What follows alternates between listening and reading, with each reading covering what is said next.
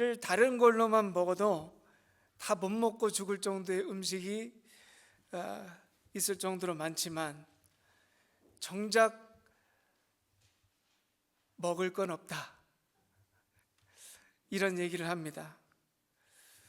아마 이 건강의 이유나 다이어트를 위해서 식단 조절하시고 음식을 가려 드시는 분들은 이 말이 뭔지 아실 거예요. 마트에 가서 수많은 음식들이 있지만 그 다 먹을 수 있는 겁니까? 없는 겁니까? 너무나 맛있고 너무나 저렴해서 다 먹을 수 있지만 내 몸을 생각하면 먹어서는 안 될 것들이 너무나 많다는 거예요. 저도 한 5년 전부터 음식을 골라 먹습니다. 5년 전에 제 최고 몸무게 찍고 충격받은 다음에 이래서는 안 되겠다, 아무거나 먹으면 안 되겠다, 그런 생각으로 지금까지 하고 있는데요. 그래서 아마 많은 분들 제가 왜 식단 왜 이렇게 말라가세요?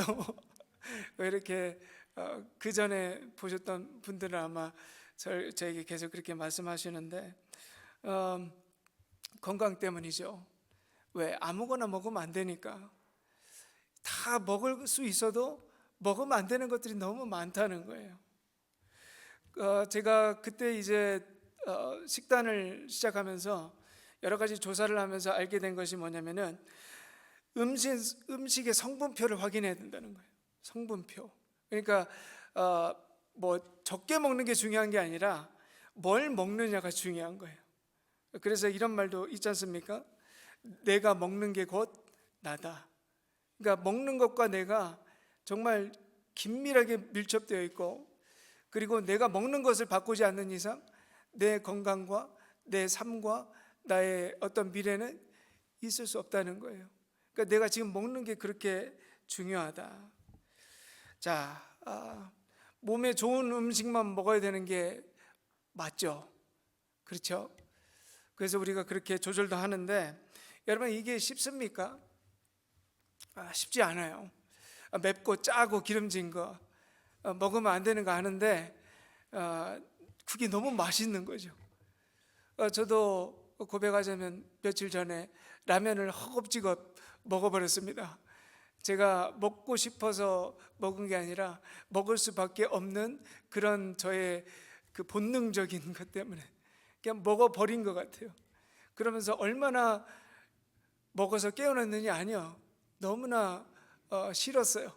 제 자신이 이걸 먹었구나, 내가. 결국에는 죄책감이 너무 드는 거예요. 자, 그런데 우리가 이럴 때마다 이런 말을 하게 돼요. 맛있게 먹으면 0칼로리. 여러분 들어보신 적 있으세요? 맛있게 먹으면 0칼로리. 이게 정말 0칼로리가 되는 게 아니라 그 죄책감을 조금이나마 해소하기 위한 변명이라는 걸 너무 잘 알고 있습니다.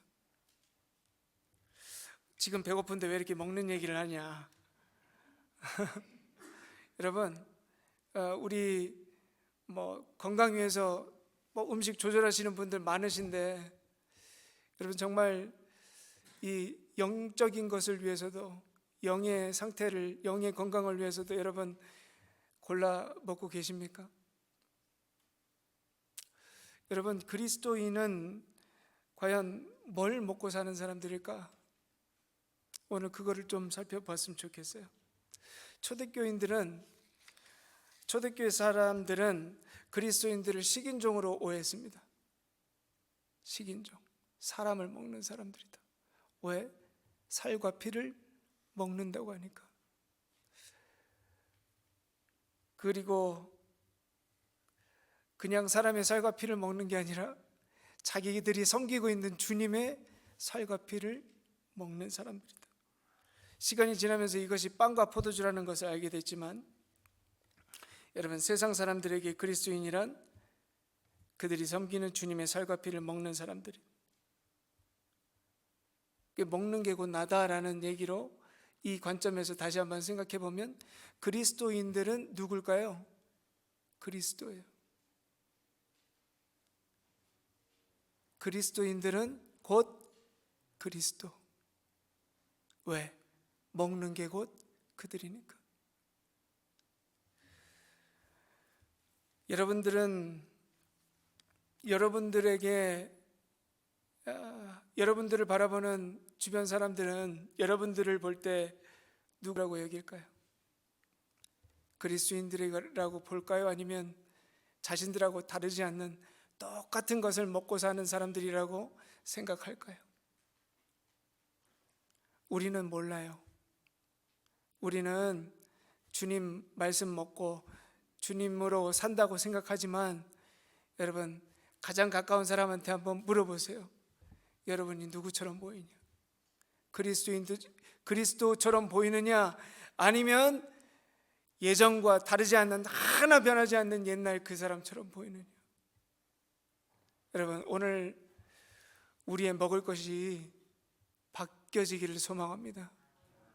우리가 주님만 먹고 살아가는 사람들이라는 것을 제발 깨닫게 되는 은혜가 있기를 간절히 소망합니다. 앞뒤적으로 이렇게 인사하시면 좋겠어요. 주님이 우리와 함께 하십니다.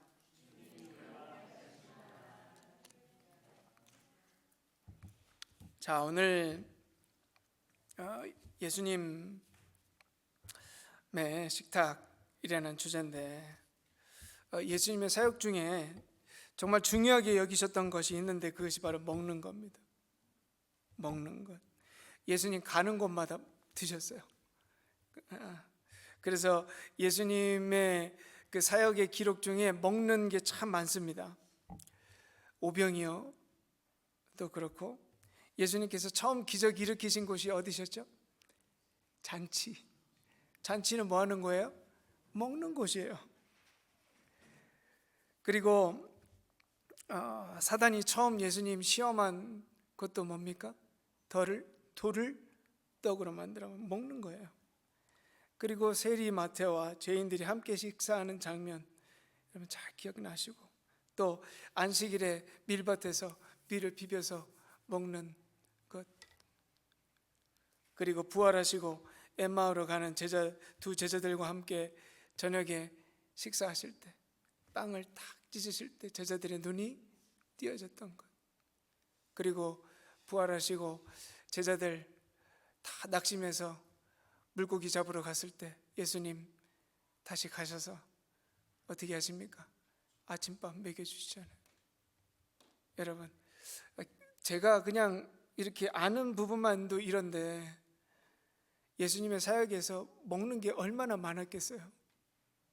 항상 먹는 것과 예수님의 사역은 떨어뜨릴 수가 없는 거예요. 그리고 오죽하면 예수님의 별명이 술꾼 먹보였습니다. 술꾼 먹보. 아마 어떤 분들은 이 예수님의 별명 듣고 좀 놀라시거나 어떤 분은 좀 기분 나빠하실 거예요. 예수님의 별명이 술꾼 먹보였다는 것은 뭐 사실입니다. 그만큼 어디에 가서나 드셨다는 거예요. 그런데 우리가 좀 더 생각해야 될 부분이 뭐냐면, 왜 성경은 이런 좀 부정해 보이고 굳이 기록하지 않아도 될 이 예수님의 별명까지 기록할 정도로 먹는 것에 자세하게 기록을 했을까? 왜? 저는 이렇게 생각을 해요. 왜 예수님의 별꾼, 술꾼, 목보까지 그대로 기록했을까를 생각해 보면, 그 당시 예수님을 미워했던 사람들의 관점이 어떤지를 기록한 거예요. 예수님을 미워했던 사람들이 예수님을 평가했을 때 뭘 보고 평가했는가? 먹는 거 보고 평가했다는 거예요. 그러니까 먹는 것도 하나의 평가의 기준이 될 수 있다는 거예요. 그때 당시야 뭐 우리는 예수님이 거룩한 분이고 우리를 위해서 돌아가신 하나님의 아들이라는 걸 다 알지만, 그때 당시에는 사람들이 예수님을 알았습니까? 몰랐습니까? 몰랐어요.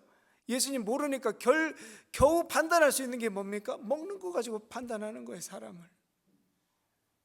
근데 이것이 여러분 그럴 만한 이유가 있어요. 왜냐하면 우리도 지금 그렇게 판단하고 있거든요. 여러분, 우리에게 식사는 뭡니까? 식사, 단순히 허기진 배를 채우는 시간이 아니잖아요. 허기 채우는 시간에 뭔가 그 이상이 있잖아요. 여러분, 만약에 우리 다른 교회 다른 교회 성도님과 우리 교회 성도님이 만약에 만나서 식사를 했다고 한번 생각을 해보세요. 그런 얘기를 언뜻 들었어. 그러면은 우리는 그 두 사람이 만나서 배를 채웠다고 얘기하지 않죠. 뭐라고 얘기해요? 만났다. 그러니까 만난 거예요. 그러니까 배 채우려고 가진 게 아니라, 시간을 함께 한 게 아니라 만난 거예요. 뭔가를 하는 것처럼. 자, 그러면은 이 뭐 같이 먹는 것도 중요하지만 뭘 먹는지도 중요하죠. 만약에 맥도날드에서 만났어요. 그러면 뭐 그렇게 심각하게 생각 안 하죠. 지나가다 만났나 보다 그냥. 그런데 반대로 서울 바베큐에서 호를 잡고 고기를 먹었어요. 그럼 그때부터는 어떻게 생각해요? 왜? 왜 식사를 했을까? 그때부터는 막 무슨 생각이 듭니까? 혹시 그 사람이 다니는 교회에 뭐가 있나? 그 사람 우리 교회에 뭐가 좀 실망했나? 어떤 이야기를 했을까? 어떤 교감이 있었을까? 앞으로 무슨 일이 일어날까? 우리는 단순히 그 식사 하나로 가지고도 이렇게 생각할 수 있다는 거예요. 식사는 그냥 단순히 배를 채우는 게 아니에요. 식사하는 관계는 단순히 배를 채우는 관계가 아니에요. 우리가 가족을 뭐라고 합니까? 다른 말로 식구라고 하잖아요. 밥 먹는 사이라고. 이렇게 생각한다면 먹는 것은 삶에 있어서 정말 중요하고, 먹는 관계는 그 인생에 정말 특별한 관계가 되었다라고 하는 것을 의미한다는 겁니다. 우리도 그렇게 생각하는데 예수님과 함께 식사함에 대한 생각은 그 당시에 얼마나 중요했을까?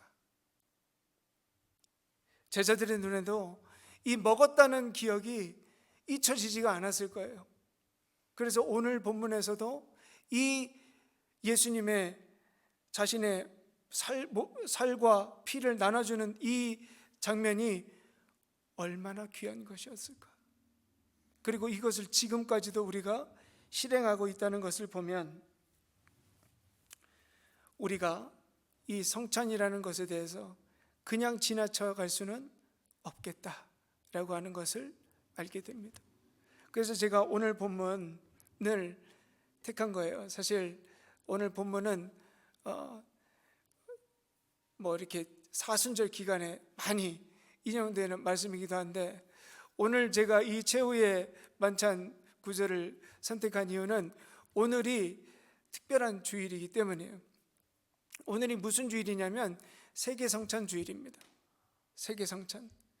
아마 세계에 있는 대부분의 교회와 교단에서는 이 주일을 지켜서 성찬을 갖습니다. 그래서 아마 모든 교회들이 아마 오늘 성찬을 할 거예요. 거의 모든 교회들이. 이 세계 성찬 주일이 시작된 것은 100년도 채 되지 않습니다. 그런데 왜 이것을 많은 교단들이 지킬까? 그동안 우리가 성찬에 대해서 많이 중요한 것을 놓치고 있었다고 하는 거예요. 여러분, 우리 교회 성찬 1년에 몇 번 할까요? 우리 교회 사실 성찬 많이 하지 않아요. 뭐 그것이 준비하기도 뭐 좀 쉽지 않고,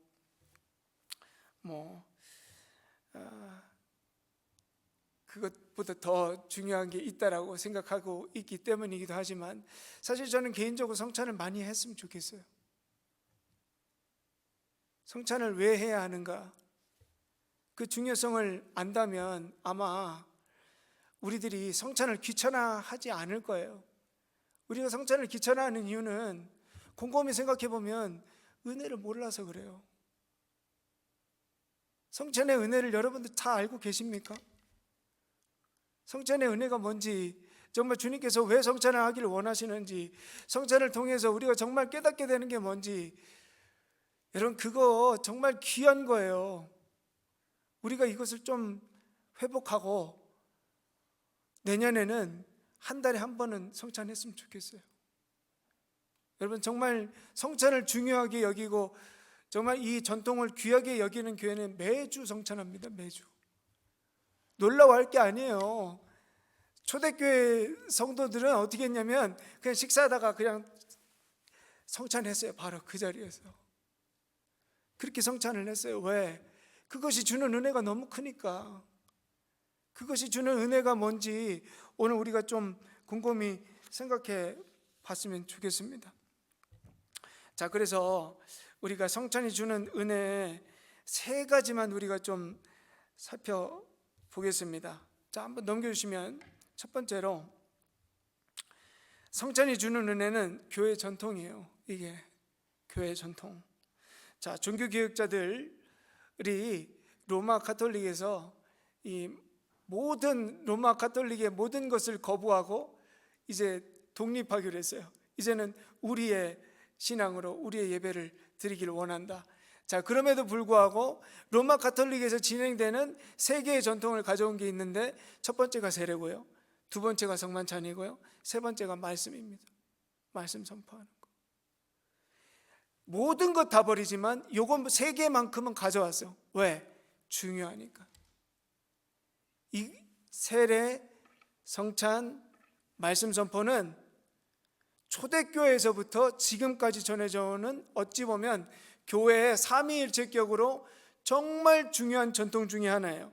만약에 교회에 이게 없다면, 이게 행해지지 않는다면 교회가 아니에요. 교회는 이 세 가지가 일어나야 합니다. 이 세 가지를 행함으로 있어서 우리가 정말 깨닫게 되는 게 뭐냐면은 초대교회에서 지금의 교회까지 우리가 한 교회 안에서 묶여져 있다는 것을 깨닫는 거예요.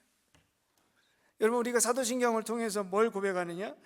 거룩한 공예와 성도가 서로 교통하는 것. 이것이 여러분 우리가 입술로만 하는 고백이 아니라 세례와 성찬과 말씀 듣는 것을 통해서 지금까지 이어져 있다는 것을 알게 되는 거예요. 그 중에 성찬이 바로 그 기능 중에 하나가 되는 겁니다. 초대교회와 우리 교회 지금 몇 년 정도 차이가 나냐면 2000년 정도의 차이가 납니다. 여러분, 이 2000년의 역사의 세월이 이 성찬과 성찬 안에서 하나로 묶여지는 거예요. 여러분, 이 역사의 하나로 묶여지는 이 놀라운 은혜가 어디에서부터 시작된다고요? 성찬에서부터 경험되어진다는 거예요. 자, 그리고 두 번째 넘겨주십시오. 성찬이 주는 은혜는 정말 세계에서 가장 귀한 음식을 먹는 거예요. 여러분, 누구와 먹는 겁니까?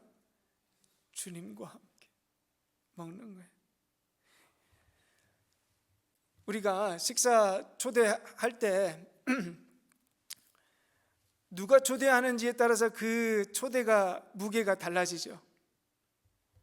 여러분, 만약에 대통령이 여러분을 식사를 초대한다 그러면 여러분 어떻게 하시겠어요? 무조건 가는 거예요. 그렇죠? 누가 초대했으니까? 대통령이 초대했으니까 무조건 가야지.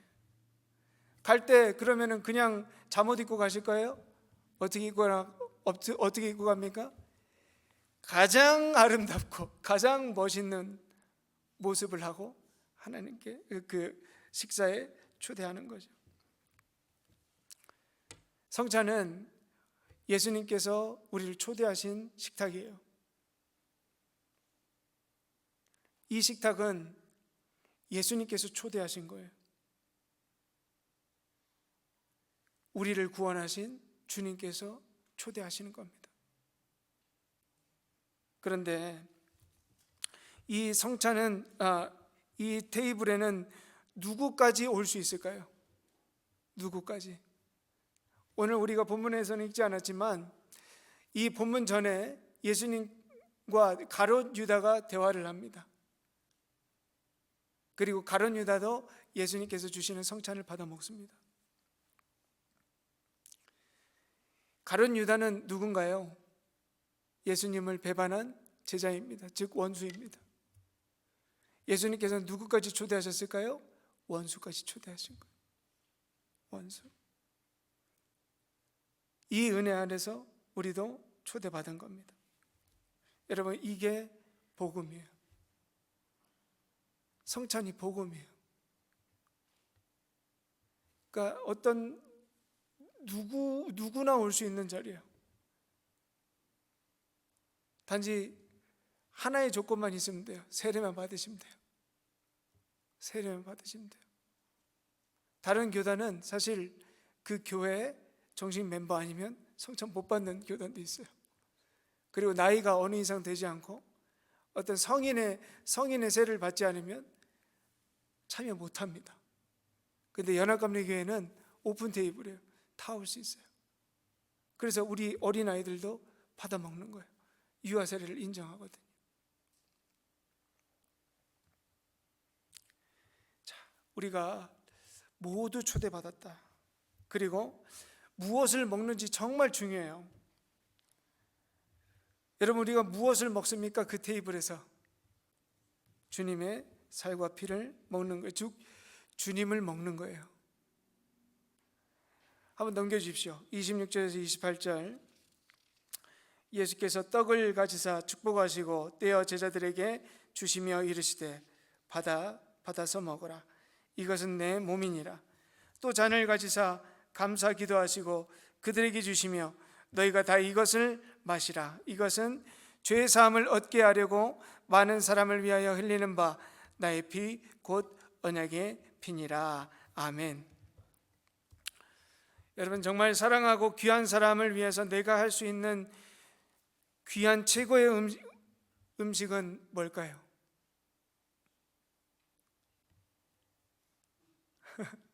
우리는 그냥 최고의 재료 가지고 최고로 맛있게 최고의 정성을 들여서 드리는 게 다입니다. 그런데 주님께서는 주님 자신을 주셨다. 여러분, 제자들이 예수님과 수없는 밥을 먹었잖아요. 제자들이 예수님과 수없는 밥을 먹었어요. 그런데 어떤 밥이 제일 기억에 남았을까요? 이거예요. 주님의 살과 피예요. 저도 한국에 가서 수많은 음식을 먹고 왔는데 정말 살이 이렇게 쪄가지고 왔는데 돌아왔을 때 미국에서 딱 한국에서 먹었던 제일 맛있고 귀한 밥 생각하면 누가 해준 밥이었을까요? 잘하시네요. 엄마가 해준 밥이 제일 기억이 남아요. 뭐 맛있는 음식 너무 많았죠. 근데 엄마가 해준 밥이 왜 기억에 남을까? 그 마음을 아니까. 제일 좋은 재료와 제일 좋은 최고의 시간을 들여서 정성스럽게 해준 밥, 그 마음을 알고 먹었을 때 저는 밥이 기억나는 게 아니라 엄마가 기억나요. 여러분, 제자들도 마찬가지예요. 그리고 예수님도 우리들에게 그렇게 말씀하셨어요. 내 살과 피를 먹을 때 예수님이 뭘 하라고 하셨어요? 나를 기억해. 나를 기억하라는 거예요. 여러분, 성찬하면서 예수님 기억하세요? 기억하셔야 돼요. 예수님이 나를 위해서 그분 자신을 나에게 주셨구나.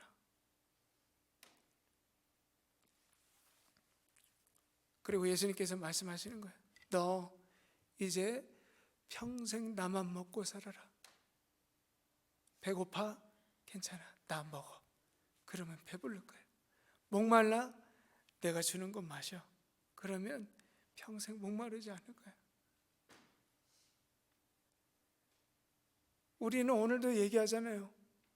나의 배고픔이 어떻게 해결될 것인가? 나의 이 영적 목마름이 어떻게 해결될 것인가?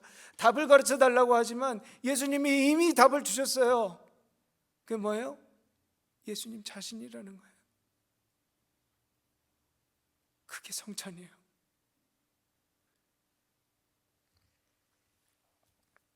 그리고 세 번째 성찬이 주는 은혜가 뭐냐면, 넘겨주십시오. 주님의 살과 피를 먹은 우리 모두가 하나님의 가족이 되는 진리를 경험케 하는 거예요. 여러분, 오늘 거의 모든 교회가 성찬을 할 때 우리의 형제 자매가 누구입니까? 이 성찬을 통해서 우리의 가족됨도 확장되는 거예요. 저기 세상 반대편에 있는 교회에서 일어나는 모든 성찬도 우리의 교회의 성찬이에요.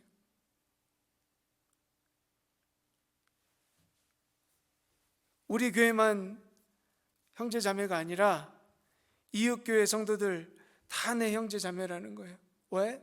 주님의 살과 피를 먹었으니까. 그래서 그리스도인의 혈액형이 있대요. 그리스도인의 혈액형이 뭐냐면 JC 타입이랍니다. 다 아실 거예요. 예수 그리스도. 왜? 주님의 살과 피를 먹었으니까 우리의 피도 변했다. 피가 같으면 뭐예요? 형제자매지 그게. 피가 같은데. 그러니까 우리 교회만이 아니라 모든 교회, 예수님을 주님으로 섬기고 있는 모든 교회는 다 형제 자매예요. 그러니까 모든 형제 자매 축복하고 섬길 수 있는 거예요. 기도할 수 있는 거예요. 아마 어떤 분들은 우리 교회 안에서 있는 형제 자매도 내 형제 자매로 안 느껴진다 이렇게 생각이 되실지도 모르지만, 여러분 제가 말씀드린 건 뭐냐면 우리를 하나 되게 하시는 진리를 믿으시라는 거예요. 느낌을 가지려고 하지 마시고, 느낌을 갖고 힘쓰지 마시고 진리를 더 믿고 힘쓰시라는 거예요. 그러면 할 수 있는 거죠. 주님, 제가 저 형제 자매 한번 사랑해 보겠습니다.